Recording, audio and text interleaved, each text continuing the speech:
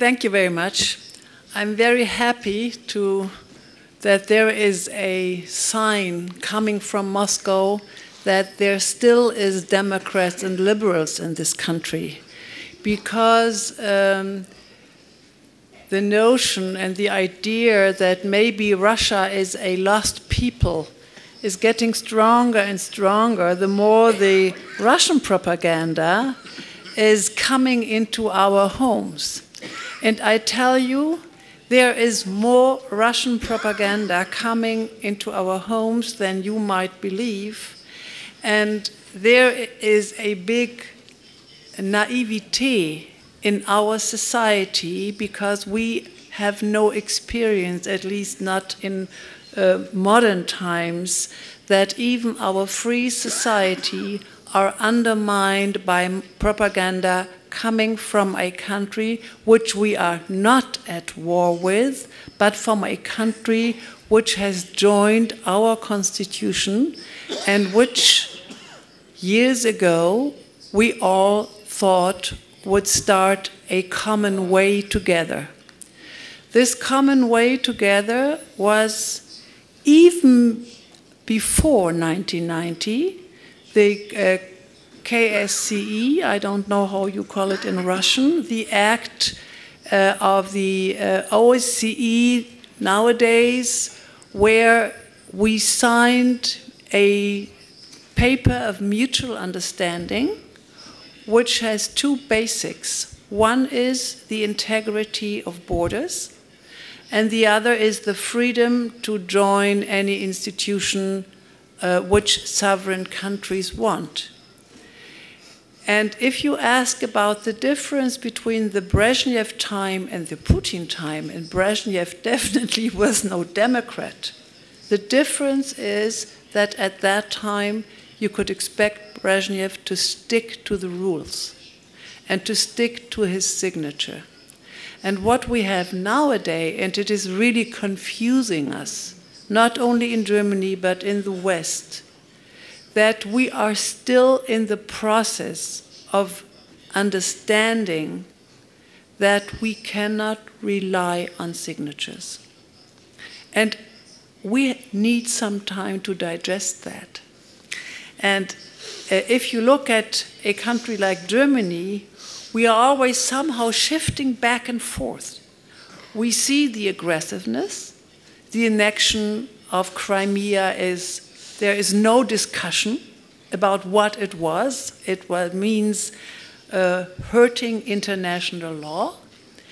And on the other side, there is still the ongoing hope, but maybe if we go on with the dialogue, if we talk, if we ask, if we beg, if we make offers, if we hand over compromises, Russia, not the Kremlin, but Russia will come back and join our European family again. And I think what you really have to tell and what we have to tell the people in Russia, it is not that the Russian people is being seen as enemies. Especially if you take Germany, since we have all been raised with the knowledge of German aggressiveness and how the country, the Soviet Union, has suffered, there is a deep wish of friendship with this country. I think we have to understand that friendship with all those who have suffered as the Soviet Union nowadays means also friendship with the Baltic states, with Belarus, and with Ukraine, because Ukraine has been part of the Soviet Union and has been part of those countries that have been suffering from German aggression. And from what we learn by historian studies now, they have been suffering very, very much, especially Ukraine. So this is, I think, the message number one, especially Germany really shifting around between this deep wish, please let this nightmare pass by and come back to the old terms of understanding. You know that Russia has joined the Council of Europe. I'm a member of the Parliamentary Assembly of Council of Europe, and Council of Europe was the promise that we have common basic values. Common basic values. And each country is willing to hand itself over to a process of investigation, learning, going along if there is by the European Court for Human Rights, if there is outcomes that you have to think over and change judicial acts.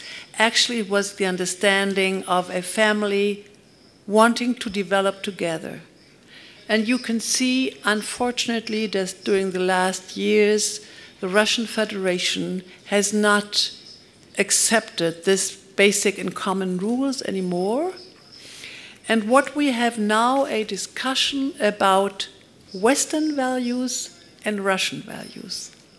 And this is a new distinction which is really going to destroy the peace in our European continent.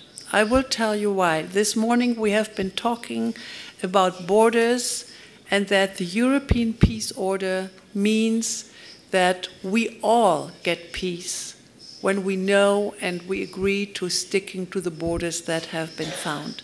Borders never really clearly match with religious difference, ethnical different, even different peoples. Nations have to be able to be multi-ethnical and multicultural and multi-religious. That's what our universal rights are for democratic states. So what is happening now with the declaration from the Kremlin that the Kremlin has the right and the duty to protect Russian-speaking people wherever they are on this continent and in this world. This is a new rule which they set up, and it means borders don't count anymore. Maybe Kremlin might think, okay, this is for Crimea and for the Donbass. But we should be aware, and we are aware in Europe, that this right might be claimed by other movements and peoples also. When the Crimea was annexed, a colleague of mine in the Parliamentary Assembly of the Council of Europe wore a T-shirt. He was a right-wing extremist from Hungary. On the front page it said, "The annexation of Crimea is legal." And on the back side it said, "And the carpets belong to Hungary." And this shows which door has been opened with the annexation of Crimea.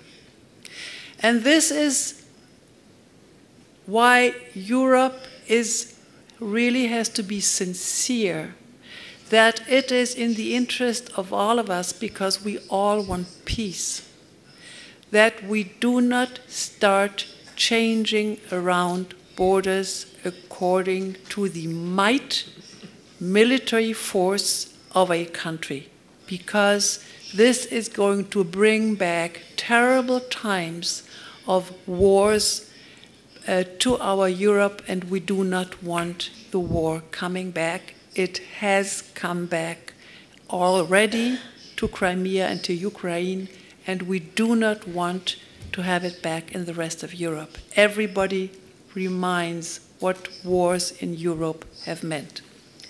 So, sticking firm to this basic is in the interest of all of us. And this means being firm on one side, offering a dialogue on the other side. But dialogue does not mean if one side of the partner says, the form of the Earth is not round anymore, we say that it is only a horizontal level, we start discussing whether it is not oval.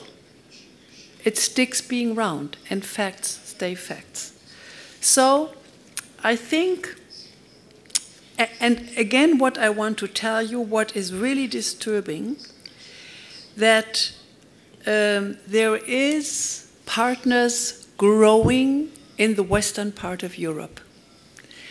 It was no chance, not by incident, that the OSCE did not go to Crimea to watch over the so-called resolution, but that it was the right-wing and right extremist parties from Great Britain, UKIP, Marine Le Pen from France, FPÖ from Vienna, Jobbik from Hungary, and other right-wing parties. This is really disturbing us because it means that within the European Union there is growing nationalist forces, and they have been linking to the Kremlin. And now we start finding out that some of them are even getting money from the Kremlin. We now know that French Marine Le Pen got a loan of 40 billion for the right-wing party in France. So what we experience is that it is coming from both sides, and that democratic forces who are standing for our common values are about to join. And this, of course, is about open societies. It is about the rule of law. It is even about laws like the right to have a sexual orientation like you want to have it, even if Orthodox circles do not like that. It means no aggression, no military action towards other people, and it means rule of law for everybody, no justice that is being exposed to political interference. Now, the Council of Europe with the Magnitsky case, and I just name one, or with Dick Marty's survey on Chechnya, which we do not talk about enough anymore, at least not in the Council of Europe, because nobody is let in anymore, and is becoming a black hole. Those are the subjects we have to talk about in Russia, because you are a sovereign people, but also in the West, because we need to support you. If you give me one more minute, I want to say again that we have to start about talking about a new form of warfare, which is called the so-called hybrid warfare. And this is why I have been talking about the connection of the right-wing parties of Western Europe and Kremlin. The hybrid warfare means we will not see a war anymore where you have clear signatures of fronts, clear signatures of soldiers, of weapons being used. Everything is amongst a certain level of aggression and of war and of distinction, which means what we experience now, that in our free medias, the possibility to report is getting more and more difficult for journalists, because when they start reporting, there is organized so-called shitstorms or trolls. We by now know that many of them are being paid by PR organizations coming from St. Petersburg and other cities. They say, where is the proof? And since there is no proofs, which are obvious, the tendency to withdraw and not to report anymore is becoming stronger and stronger. So even our freedom of media, even our freedom of information is starting to be putting into danger. And I think we are at the very, very, very beginning to understand that. So, there is one offer in Germany being made which all Democrats should be very careful about. This is the deep wish of coming back to times where Berlin and Moscow, or Germany and Russia, the big imperiums in this European continent, had good terms and found solutions for Europe which was in the interest of both of them. And the ones that suffered were the ones in between. Poland, the Baltic states, divisions that we have been making in our history.